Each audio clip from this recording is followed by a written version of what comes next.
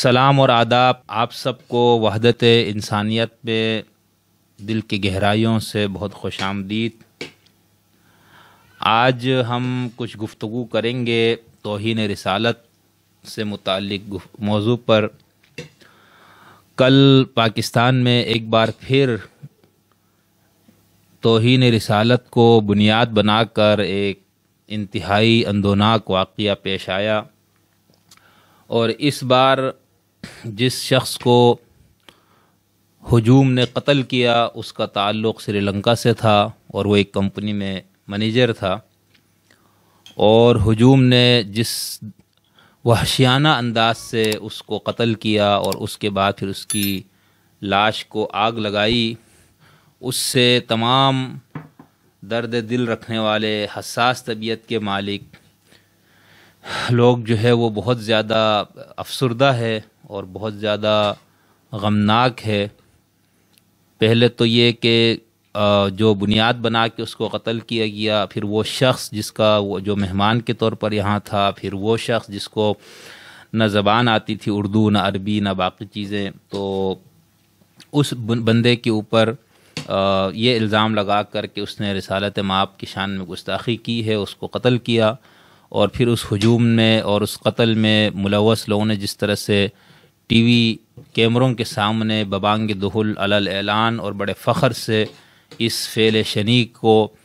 تسلیم کیا اور اس کو بڑے فخر سے کریڈٹ لیا، ان سب کو دیکھ کر انسان بہت زیادہ تکلیف میں مبتلا ہو جاتا ہے کہ یہاں پر انسانی خون اور انسانی جان کس قدر ارزاں ہے، اس کی کوئی حیثیت اور اہمیت نہیں۔ اور بنیاد جو بنایا گیا وہ پھر حضور اکرم صلی اللہ علیہ وسلم کے نام کو اور آپ کی شان کو، وہ ویڈیو ابھی آپ ملاحظہ بھی کریں گے، اس کے اندر وہ شخص جو یہ اقرار کر رہا ہے وہ بہت فخر کے ساتھ کہتا ہے کہ ہم نے واصل جہنم کیا، اور وہ اس بندے کی زبانیں جس نے یہ اقرار کیا وہ یہ ہے کہ ایک اسٹیکر تھا لگا ہوا اور اس کے اوپر یہ لبیک یا حسین لکھا ہوا تھا، اور اس پہ لکھا ہوتا ہے کہ حضور پہ درود شریف پڑھو، بس اس اسٹیکر کو کہتے ہیں کہ اس بندے نے اتار کے ڈسٹ بن میں ڈال دیا۔ تو اب پہلی بات تو یہ ہے کہ یہ گستاخی یعنی آپ نے کس چیز کو گستاخی کا نام دیا؟ ٹھیک ہے، وہ اسٹیکر پھاڑا گیا بقول ان لوگوں کے، اور اس اسٹیکر پر بھی لبیک یا حسین لکھا ہوتا، بس۔ تو اس کو بنیاد بنا کے بہرحال اب کہانیاں آئیں گی، لوگ اس پہ قصے بیان کریں گے جو بھی ہے، لیکن یہ پہلا واقعہ نہیں ہے، اس سے پہلے بھی بہت اس قسم کے واقعات ہماری اپنی زندگیوں میں گزشتہ چند سالوں میں جس انداز سے انتہا پسند لوگ مذہب کا نام لے کے، سرکار کا نام لے کے، مقدسات کا نام لے کے جس انداز سے لوگوں کی جان اور مال کے در پہ ہو چکے ہیں، یہ بہت لمحہ فکریہ ہے۔ تو آج ہم اس پہ تھوڑی سی گفتگو کریں گے، اور گفتگو جو ہم اس پہ کریں گے، ہم یہ تو نہیں کہیں گے کہ یعنی اس پوائنٹ پہ، اس نقطے پہ ہم زیادہ فوکس نہیں کریں گے کہ اس کی جو فقہی پہلو ہے توہین رسالت، اور اس حوالے سے فقہاء کرام کے درمیان کوئی باہم اختلافات ہے یا نہیں، اور اگر اختلاف ہے تو وہ کس قدر ہے، اور کیا اس کی کوئی مذہبی حیثیت ہے یا نہیں، اس کی کوئی یہ جو توہین رسالت یا ہمارے ہاں جو نعرہ لگایا جاتا ہے کہ گستاخ رسول کی ایک ہی سزا، سرطن سے جدا، سرطن سے جدا، اسکولوں میں، مدرسوں میں، سڑکوں پہ، مسجد کے ممبروں سے، ہر جگہ سے، یونیورسٹی اور کالجوں سے بھی یہ تعلیم دی جاتی ہے، تو ہم اس میں نہیں جائیں گے کہ اس کی کیا حیثیت اور ہے یا نہیں، کیونکہ اس پہ بہت کام لوگوں نے کیا ہے اس کی قانونی یا شرعی حیثیت کے اوپر۔ ہم یہاں پر جو گفتگو کرنا چاہتے ہیں وہ محض یہ کہ ایک تو یہ ہے کہ اس کا جو مذہبی استدلال ہے وہ کیا ہے ان لوگوں کا جو اس طرح کی حرکتیں کرتا ہے، یا جن کا یہ خیال ہے کہ رسول کی شان میں گستاخی کرنے والوں کو قتل کیا جانا چاہیے، ٹھیک ہے، تو ان کے پاس کیا کوئی دلیل ہے؟ اگر وہ دلیل ہے تو اس دلیل کی بنیاد وہ سب سے پہلے قرآن مجید سے اگر لیتے ہیں تو وہ کن آیات سے لیتے ہیں، اور پھر ان آیات کو آپ خود تفسیر سے کسی ترجمے سے جا کے دیکھ لیجئے گا، میں حوالہ آپ کو دے دیتا ہوں کہ اس سے یہ استدلال بنتا ہے یا نہیں۔ اور پھر دوسرا ہم اہل سنت جو حدیث کی مصادر ہے اس میں دیکھیں گے کہ کیا کوئی ایسا حکم ہے یا نہیں، اور پھر ہم اہل تشیع مصادر میں بھی دیکھیں گے کہ وہاں پر اس حوالے سے کیا ہدایات موجود ہے، اور پھر دونوں طرف کے جو فقہا ہے اس کا میں اختصار کے ساتھ آپ کے سامنے رکھ دوں گا، اور اس پہ بھی ہم تھوڑی سی بات کریں گے کہ اگر یہ کوئی شرعی حکم ہے اور کہیں پر یہ واضح کیا بھی گیا ہے تو کیا پھر کسی بھی جرم اور سزا سے متعلق جو احکامات یا قوانین ہے کیا فرد کو اس پہ عمل کرنے کی اجازت دی گئی ہے کہ ہر شخص اٹھ کے خود ہی سڑک پہ عدالت لگائے اور خود ہی فیصلہ کرے، اور ایسا کرنے کا پھر کیا نتیجہ ہو سکتا ہے؟ اور اس کے بعد یہ جو لوگ خود اٹھ کر لوگوں کے اوپر توہین رسالت کا الزام لگا کر، توہین مذہب کا الزام لگا کر جو لوگ خود ہی فیصلہ کرتے ہیں، تو ان لوگوں کے لیے اس کے پاس کوئی تاریخی اور مذہبی استدلال ہے تو وہ کیا ہے؟ اور پھر ہم گستاخی پر جو انڈیویجول جو لوگ خود ہی اٹھ کے جو قتل کرتے ہیں تو اس کے لیے اس کہانی کی ابتدا پھر کہاں سے ہوتی ہے، ٹھیک ہے؟ اور پھر ہم تھوڑی سی بات کریں گے سلمان رشدی پر جو تمام مسلمان ملاؤں نے فتویٰ دیا تھا قتل کا، اور اس میں ایک ملک کے ایک سربراہ نے سمجھ لیجئے اس کا ایک فتویٰ تھا، یعنی خمینی کا، تو اس پہ تھوڑی سی بات کریں گے۔ اور پھر ہم یہ بات کریں گے کہ مختلف اسلامی ممالک میں توہین مذہب کا جو قانون ہے وہ کس طرح ہے اور کہاں پر کیا قانون ہے، ٹھیک ہے؟ تو سب سے پہلی بات تو یہ ہے کہ جب آپ کسی قانون کی بنیاد، کسی حکم کی بنیاد آپ جب مذہب کو قرار دیتے ہیں، ٹھیک ہے، اور اگر آپ مسلمان ہے، یہودی ہے، عیسائی ہے، بدھسٹ ہے، ہندو ہے، کسی بھی مذہب سے آپ کا تعلق ہے، تو جب آپ یہ کہتے ہیں کہ بھئی فلاں حکم یا فلاں جو عمل ہے اس کا کوئی ثواب ہے یا وہ کوئی خدائی حکم ہے یا ہمارے مذہب کے بانیوں کی طرف سے حکم ہے، تو اس کا جو سورس ہے، اس کی جو اس کے لیے جو آپ نے دلیل لینی ہے وہ پھر وہ مذہبی متون ہی ہے، ظاہر سی بات ہے، ٹھیک ہے؟ بحیثیت مسلمان اگر کوئی مسلمان یہ سمجھتا ہے کہ فلاں حکم جو ہے یہ خدا اور رسول کا ہے تو پھر اس کے لیے وہ سورس کیا ہوگا، یعنی وہ حکم کہاں سے لیا جائے گا؟ کیا کوئی بھی شخص اٹھ کے یہ کہہ سکتا ہے کہ یہ خدا کا حکم ہے؟ ٹھیک ہے، اس طرح تو پھر وہ جو یہود کے علماء سے متعلق ہے، یکتبون الکتاب بایدیہم ثم یقولون ھذا من عند اللہ، ٹھیک ہے، خود کتابیں لکھی، خود فتوے لکھے اور پھر اس کو ڈال دیا کہ یہ خدا کا حکم ہے۔ تو مسلمانوں میں تو سورس آف شریعہ پہ ایک لحاظ سے تمام فقہ کے اور اصول فقہ کتابوں میں موجود ہے، ٹھیک ہے؟ اہل سنت کے ہاں عام طور پر جو مانا جاتا ہے 4 مشہور مصادر ہے یا سورسز آف شریعہ ہے، اسی طرح اہل تشیع کے ہاں بھی ہے، تو اس میں سے سر فہرست دونوں کے ہاں اور باقی لوگوں کے ہاں بھی قرآن ہے اور اس کا سنت ہے۔ کچھ لوگ جنہوں نے سنت کا یا حدیث کا بالکلیہ انکار کیا ان کی ہم بات نہیں کر رہے، ان کے نزدیک بہرحال پھر قرآن ہے۔ تو پھر اس کا مطلب یہ ہے کہ ہم ان 2 جگہوں پر ہمیں دیکھنا ہوگا کہ یہاں پر کیا اس حوالے سے کوئی واضح حکم ہے یا نہیں، اور اگر ہے تو وہ کن الفاظ میں ہے، اور اگر نہیں ہے تو پھر اس کو کس طرح سے آپ خدا کا یا رسول کا حکم یا فیصلہ کہہ سکتے ہیں، ٹھیک ہے؟ تو اس میں سب سے پہلے تو اگر ہم دیکھیں جو سورس، بنیادی سورس ہے، بنیادی مصدر شریعت ہے، وہ تو قرآن پاک ہے۔ تو اس کو تو تمام اہل علم اس بات کے قائل ہے کہ قرآن کے اندر جن جرائم کی سزائیں بیان ہوئی ہے، ٹھیک ہے، اس کو حدود جس کو کہا جاتا ہے، اور سنت کو بھی ملا کے تو وہ 4-5 ہی ہے، اس کے بعد نہیں ہے۔ تو پھر قرآن میں جس طرح کچھ جرائم کی سزائیں صراحت کے ساتھ بیان ہے، جیسے السارق والسارقۃ فاقطعوا ایدیہما، ٹھیک ہے، الزانیۃ والزانی فاجلدوا کل واحد منہما، یا اسی طرح ان النفس بالنفس، اس قسم کی آیات جس میں واضح ہے کہ بھئی اس جرم کی یہ سزا ہے۔ تو کہیں پر قرآن میں صراحت کے ساتھ یہ نہیں ہے کہ اگر کوئی شخص رسول اکرم صلی اللہ علیہ وسلم یا کسی بھی رسول یا کسی بھی مقدس شخص کی توہین کرے تو پھر اس کی کوئی سزا قتل ہے، یعنی صراحت کے ساتھ کہیں پر کوئی آیت اس طرح سے موجود نہیں ہے، ٹھیک ہے؟ بلکہ ایک آیت جس میں ہے کہ لا تسبوا الذین یدعون من دون اللہ فیسبوا اللہ عدوا بغیر علم، کہ تم غیروں کے معبودوں کو، ان کے مقدسات کو گالیاں نہ دو، پھر وہ دشمنی میں آ کے خدا کو گالی دیں گے۔ تو اس قسم کی ایک یہ جو آیت موجود ہے، لیکن کہیں پر یہ نہیں ہے کہ اگر کوئی اس طرح کرے تو پھر اس کی گردن اتار دو، ٹھیک ہے؟ اب نہیں ہے تو پھر جب ہم اس موضوع پر لکھی گئی کتابوں کا اور لٹریچر کا مطالعہ کرتے ہیں تو پھر لوگوں نے کوشش کی ہے، ٹھیک ہے، یعنی استدلالات ہے، یعنی واضح نص سے صریح کوئی 2 ٹوک حکم نہیں ہے، کچھ آیات اور ان آیات سے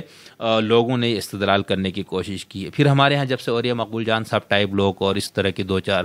مصلحین امت پیدا ہوئے اور جنہوں نے میڈیا پہ ٹی وی چینلز پہ بیٹھ کے اخباروں میں لکھنا شروع کیا، تو نہ ان کو آیات کے سیاق و سباق کا پتہ، نہ وہ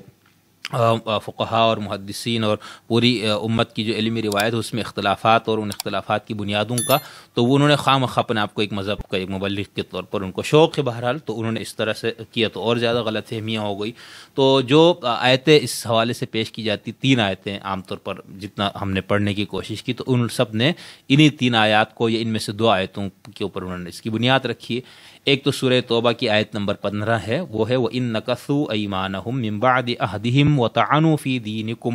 فَقَاتِلُوا أَئِمَّةَ الْكُفْرِ لِإِنَّهُمْ لَا أَيْمَانَ لَهُمْ لَعَلَّهُمْ يَنْتَهُونَ۔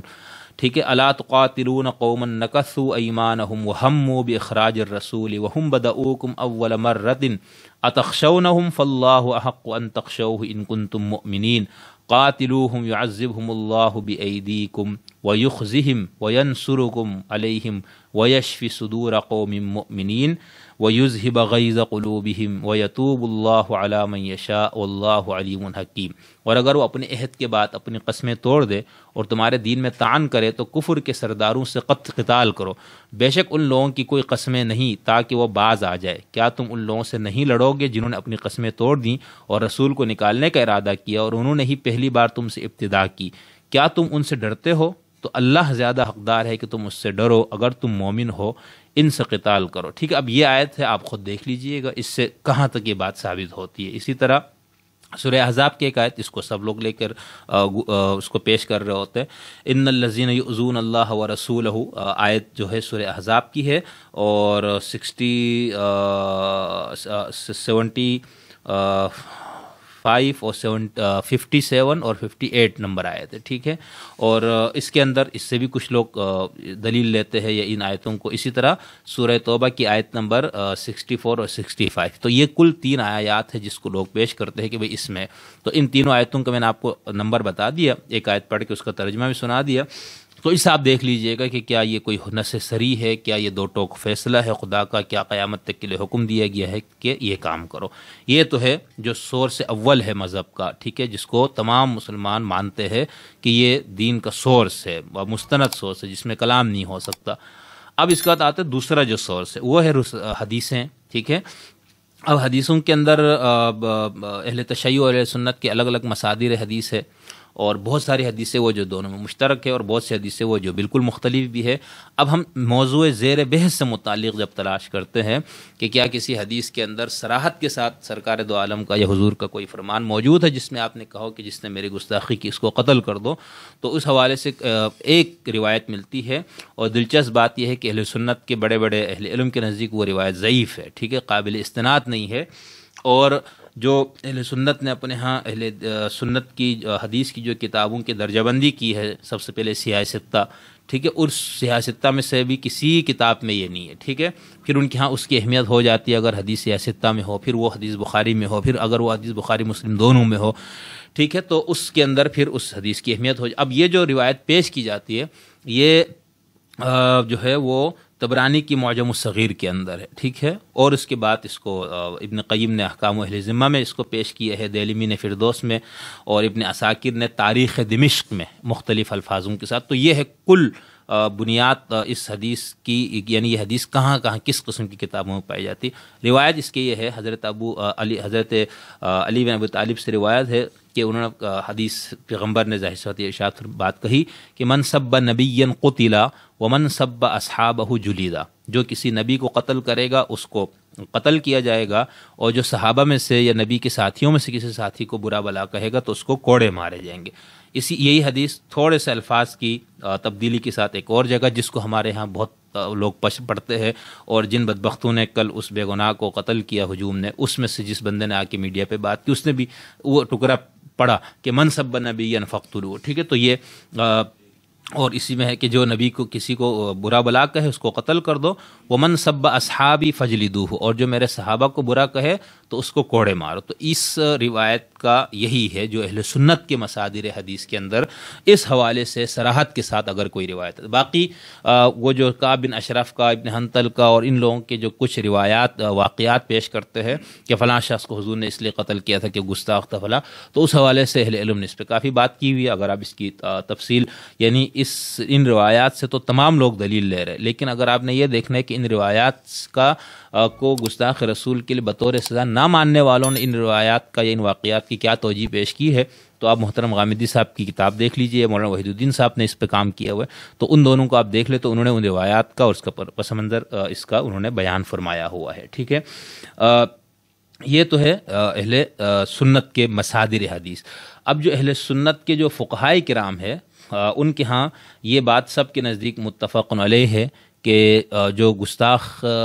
ہے رسول کی شان میں جو گستاخی کرے گا اس کو قتل کر دیا جائے گا، ٹھیک ہے۔ اب یہ قتل بطور حد ہے یا بطور ارتداد ہے، اس پہ بہرحال اختلاف ہے۔ اسی طرح فقہ حنفی کی روح سے ذمی یعنی جو غیر مسلم ہے وہ گستاخ رسول ہے اور ایک مسلمان گستاخ رسول ہے، تو اس کے سزا میں یہ فرق ہے۔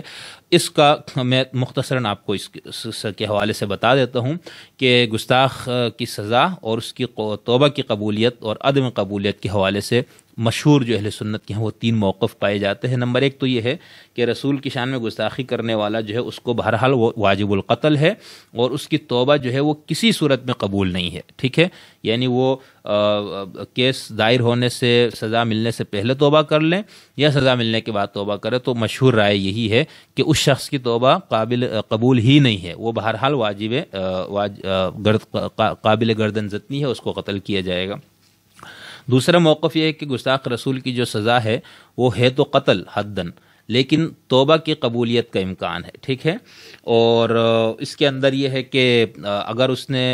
گرفتاری سے پہلے یا مقدمہ درج ہونے سے پہلے توبہ کیا ہے تو اس توبہ کی وجہ سے اس کی سزا ختم ہو جائے گی، ٹھیک ہے، اور توبہ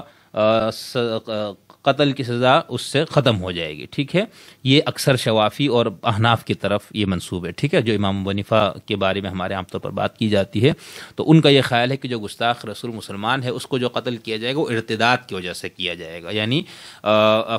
اس نے چونکہ گستاخی کر کے وہ اسلام سے نکل گیا، اور مسلمانوں کے تمام فقہ کے اندر یہ ہے کہ جو مرتد ہوگا وہ قتل کیا جائے گا، تو ان کی بنیاد یہ ہے، ٹھیک ہے۔ تو یہ دوسرا موقف ہے۔ اور تیسرا موقف جو ہے وہ پہلی موقف کی تائید ہی ہے، یعنی اس کے اندر تو یہ ہے کہ جو قتل کی سزا ہے وہ حداً واجب ہے اور توبہ بھی قبول نہیں ہوگی، ٹھیک ہے۔ اس میں اور موقف ثانی میں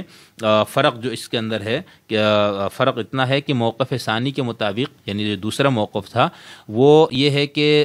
گرفتاری سے پہلے جو توبہ کے قبول ہونے کا ذکر ہے کہ اس کی توبہ قبول ہوگی، تو وہ اللہ کے نزدیک اس کی توبہ قبول ہوگی، لوگوں کے نزدیک نہیں ہوگی، ٹھیک ہے۔ یعنی اس سے ممکن ہے کہ آخرت میں اس کی سزا ختم ہو جائے مگر توبہ سے حد جو ہے وہ ساقط نہیں ہوگی، تو اس میں یہ ہے، یعنی قتل تو وہ کیا جائے گا۔ خیر، تو یہ ایک عام طور پر اہل سنت فقہ میں نے بہت اختصار سے آپ کو بتانے کی کوشش کی۔